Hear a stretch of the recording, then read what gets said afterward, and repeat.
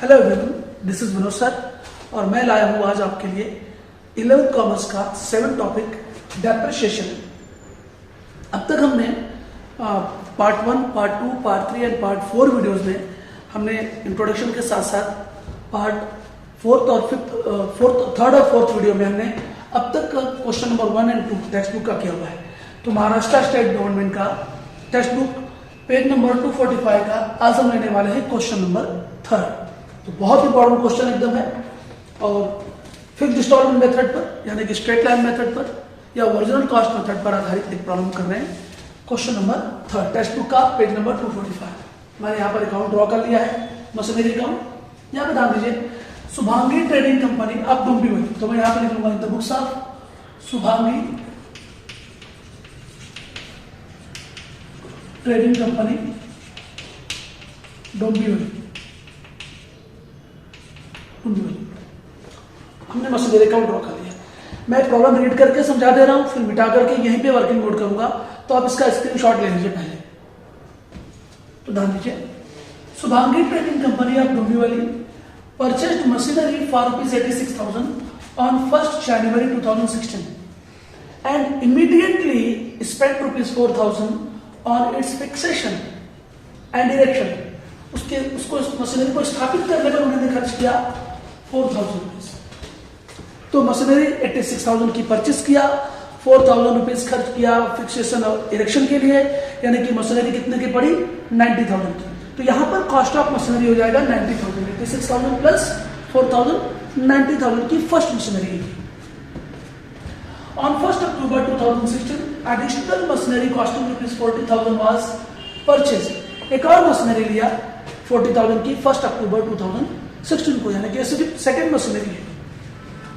On 1st October 2017, the machinery purchased on 1st January 2016, यानी कि जो हमने फर्स्ट मशीनरी परचेस किया था 90,000 की, became obsolete, यूजलेस हो गई and was sold for ₹70,000। खराब हो गई, यूज में नहीं रह सकती है, इसलिए उसको हमने 70,000 में बेच दिया फर्स्ट मशीनरी को, जो 90,000 की मशीनरी थी। On 1st July 2017, a new machine was also purchased for ₹45,000। सो जरा एक बार प्रॉब्लम में देख लेते हैं 1st जुलाई डेट का question.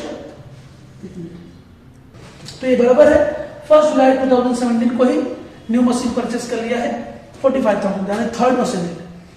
Depreciation was provided annually on 31st March at the rate of 12% per annum on fixed installment method. Prepare machinery account for 3 years and journal entries for 3rd year, that is for 2017 and 18। तो ध्यान दीजिए, मैं problem erase करूंगा और उसको solve करूंगा working note के साथ। तो यहाँ पे वर्किंग नोट बनाऊंगा, उसे समझना होगा, इसलिए मैं टेक्स्ट बुक लेके प्रॉब्लम पढ़ाऊंगा और आप लोग ध्यान से देखोगे। So Shubhangi Trading Company of Dombivli purchased machinery for ₹86,000 on 1st January 2016 and immediately spent ₹4,000 on its fixation and erection। तो 1st January 2016 को to bank account first machinery, ये फर्स्ट मशीन, इसको 86,000 में परचेस किया प्लस ₹4,000 इरेक्शन और fixation में खर्चा किया, तो 90,000 की मशीनरी होगी। तो ओरिजिनल कॉस्ट ऑन 1st जनवरी 2016 कितना 90,000 की मशीनरी है। अब इस पर क्या हुआ, इस साल में और कोई दिया क्या? देखो अकाउंटिंग ईयर कब क्लोज हो रहा है 31st मार्च को है। तो भाई जनवरी 2016 आया तो 31st मार्च तो क्या जाएगा, 2 महीने के बाद दिया जाएगा, यानी कि 31st मार्च 2016 को क्लोज हो जाएगा एकेडमिक ईयर। प्रॉब्लम में बोला है तो लेस 12% डेप्रिसिएशन ऑन 31st मार्च 2016। तो यहां से तो 3 मंथ का खाली डेप्रिसिएशन बनेगा, तो 90,000 का 3% का से 12% से 3 मंथ का डेप्रिसिएशन लेना है।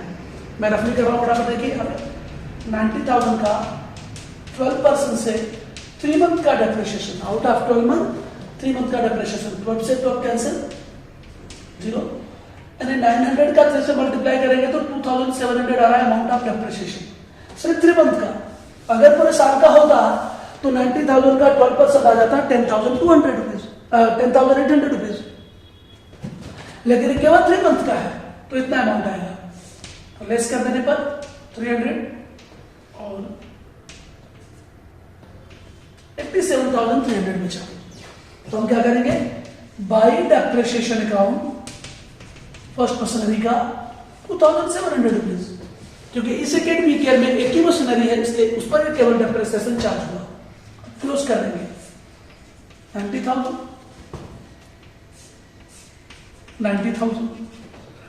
31 मार्च 2016 को by depreciation by balance carry down 90,000 में से 2,700 माइनस कर दीजिए तो 86,300 87,300। तो 87,300 यहां पर बचा हुआ, ये बैलेंस आ गया बाई बैलेंस कैरी डाउन। अब 31 मार्च 2016 की शाम 1 अप्रैल 2016 की सुबह हो जाएगी। नेक्स्ट एकेडमिक ईयर स्टार्ट हो गया। टू बैलेंस ब्रॉट डाउन कितना 87,300। लेकिन ध्यान रखो प्रॉब्लम में लिखा है कि इस साल एक और मशीनरी परचेस किया है 1 अक्टूबर 2016 को। तो 1 अक्टूबर 2016 को एक और एडिशनल मशीनरी परचेस किया। क्या लिखेंगे, टू बैंक अकाउंट। भाई ये सेकेंड मशीनरी है हमारी, कितने की परचेस किया 40,000। तो इस एकेडमिक ईयर में हमारे पास 2 मशीनरी है तो उसका मैं सेकेंड मशीनरी का वर्किंग नोट रख ले रहा हूं। ओरिजिनल कॉस्ट ऑन 1 अक्टूबर 2016 40,000, ये हमारी सेकेंड मशीनरी है।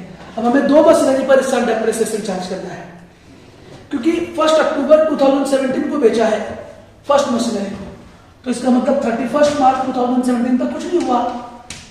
तो हम 31 मार्च 2017 के दिन हमारी दोनों मशीनरी पर, फर्स्ट और सेकेंड मशीनरी पर डेप्रिसिएशन चार्ज करेंगे।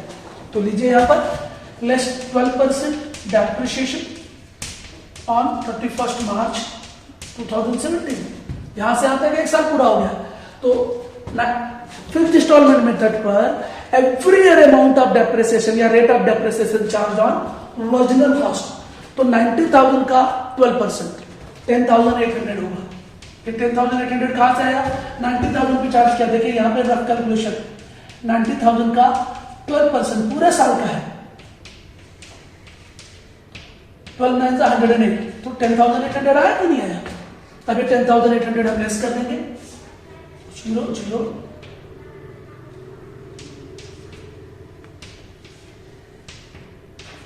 76,500 रुपीज बचा फर्स्ट मशीनरी की वैल्यू। अब इसके बाद यहां पर हम सेकेंड मशीनरी पर भी डेप्रिसिएशन चार्ज करेंगे लेस 12% डेप्रिसिएशन 31 मार्च 2017। अब अक्टूबर से मार्च तक होते हैं 6 मंथ, तो 6 मंथ का 10% देना 12%। 40,000 का 12% होता है 4,800। देखिए ये 40,000 है, इसका 40,000 का 12% से सिर्फ 6 मंथ का निकालना है 1 अक्टूबर 2016 से 31 मार्च 2017 तक। देख लीजिए कितने महीने हो रहे हैं यहां से, अक्टूबर नवंबर दिसंबर जनवरी फरवरी एंड मार्च। तो 6 मंथ का depreciation out of 12 month we have to charge depreciation only for 6 month.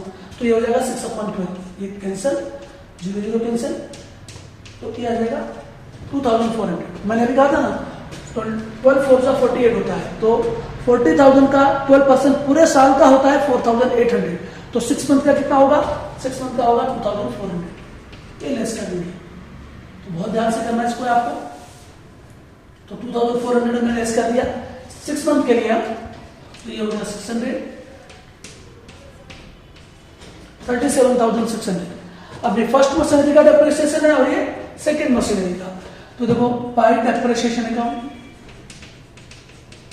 First machinery का कितना पूरा 10,800, किस पर पूरा चार्ज किया 90,000 का 12%। और bye depreciation account second machinery केवल 6 मंथ यूज हुई है तो 40,000 का 12% होता है 4,800 पूरे साल का। तो 6 मंथ का होगा 2,400। ये रहा 2,400। अब हम क्या करेंगे 31 मार्च 2017 को अकाउंट क्लोज करेंगे। 300 1,27,300 हो गया पूरा। एक और एडिशन हुई ना मशीनरी का, इसकी वैल्यू बढ़ गई यहाँ पर 1,27,300। Now by balance carried down, by balance carried down, या 1,27,300 में से इन दोनों को माइनस करो या इन दोनों बचे हुए एसेट का टोटल कर लो। चलो मैं टोटल कर लेता हूं बचे हुए का। तो 0 0 6 and 5 11 carry 1 8 and 6 14 carry 1 4 and 7 11 1,14,100। या ऐसे भी कर ले 0 8 से 12 13 2 4 6 7 1 2 और 1, तो 1,14,100 बचे दोनों फर्स्ट और सेकेंड मशीनरी की वैल्यू। तो हम इसे 31 मार्च 2017 की शाम 1 अप्रैल 2017 की सुबह हो जाएगी। New academic year start, to balance brought down, to balance brought down कितना 1,14,100। नेक्स्ट थर्ड ईयर में क्या हुआ, थर्ड ईयर में ध्यान से ऑन 1 अक्टूबर 2017, भाई अप्रैल के बाद अक्टूबर आएगा 17 में, ध्यान देना, यानी कि क्लोजिंग डेट क्या है 31 मार्च 2018, उसके पहले ही, तो ये थर्ड ईयर में आ गया। On 1 October 2017 the machinery purchased on 1 January 2016 became absolute and was sold for 70,000। तो इस मशीनरी को 2017 में कब तक यूज किया, 1 अक्टूबर तक यूज किया। तो भाई हम 1 अक्टूबर तक का डेप्रिसिएशन तो लेस करेंगे ना, तो 12% डेप्रिसिएशन ऑन 1 अक्टूबर 2017। तो अप्रैल मई जून जुलाई अगस्त सितंबर और 1 अक्टूबर आ रहा है, यानी कि 6 मंथ तक यूज किया। बट 90,000 का 12% पूरे साल का होता है 10,800, तो फिर 6 महीने का कितना होगा 5,400 होगा। पूरे साल का 90,000 का 12% निकालेंगे तो 10,800, तो 6 मंथ का होगा 5,400। तो यहां पे कैलकुलेशन बहुत सिंपल है। तो डेप्रिसिएशन लेस करने के बाद असेट की वैल्यू बची है, मशीनरी की वैल्यू है 71,100 और उसे बेच कितने में दिया 70,000 में, यानी कि जाहिर सी बात है लॉस होगा। लेस सेलिंग प्राइस 70,000, 1,100 का क्या हुआ लॉस हुआ, loss on cell, loss on cell. तो बहुत ध्यान से इसको देखो, फर्स्ट को हम फर्स्ट मशीनरी का पहले काम करेंगे, फिर आगे इस पर हम थर्ड ईयर में और एक मशीनरी परचेज भी किया है, तो 2 मशीनरी पर और भी डेप्रिसिएशन चार्ज करना होगा सेकंड पर। ये तो फर्स्ट का काम हो गया यहाँ पर, ये फर्स्ट मशीनरी का काम होता है, ये ध्यान से। फिर सेकंड मशीनरी और थर्ड मशीनरी होगी। तो फर्स्ट मशीनरी पर 6 महीने यूज करने पर कितना डेप्रिसिएशन चार्ज हुआ 5,400। तो देखिए ध्यान से 1 अक्टूबर 2017 को पहले बेचा कितना है मशीनरी को 70,000, पहले सेल करने का, सेल करने के बाद सेल की हुई मशीनरी पर डेप्रिसिएशन चार्ज करने का। तो पहले बाई बैंक अकाउंट कितना में सोल्ड किया 70,000, यह है सेलिंग प्राइस फर्स्ट मशीनरी का। फिर 1 अक्टूबर 2017 के दिन ही उस पर डेप्रिसिएशन चार्ज कर दीजिए bye depreciation account 5,400 first machinery का ही। फिर लॉस हुआ तो इस साइड आएगा, अगर प्रॉफिट होगा तो इधर, तो by loss on sale of asset या मशीनरी अकाउंट जो भी है, कितना लॉस हुआ 1,100 का। तो ध्यान से नोट कीजिए 3 बातों को। तो सबसे पहले क्या होगा सेलिंग प्राइस की एंट्री, कितने में मशीनरी को सोल्ड किया, फिर उसका डेप्रिसिएशन और कितना लॉस होगा, 3 बातें आ गई। तो loss on sale of asset कितना आया आपका 1,100 आया, या loss on sale of machinery account लिख सकते हो। चलो असेट की मशीनरी मशीनरी, ठीक है, 3 बातें हो गई। अब सेकंड मशीनरी पर हम डेप्रिसिएशन कब का चार्ज करेंगे, लेकिन सेकंड मशीनरी पर डेप्रिसिएशन चार्ज करने से पहले एक और मशीनरी परचेज किया है। कभी परचेज किया भाई, हाँ 1 जुलाई 2017, 1 जुलाई 2017 को टू बैंक अकाउंट एक थर्ड मशीनरी परचेज कर लिया। कितने का परचेज किया 45,000, थर्ड मशीनरी 45,000 की एक और मशीनरी परचेज कर लिया, ठीक है। तो ओरिजिनल कॉस्ट ऑन 1 जुलाई 2017 45,000 की एक और मशीनरी ले लिया। अब हमें दोनों मशीनरी पर डेप्रिसिएशन चार्ज करना है, तो क्या करेंगे?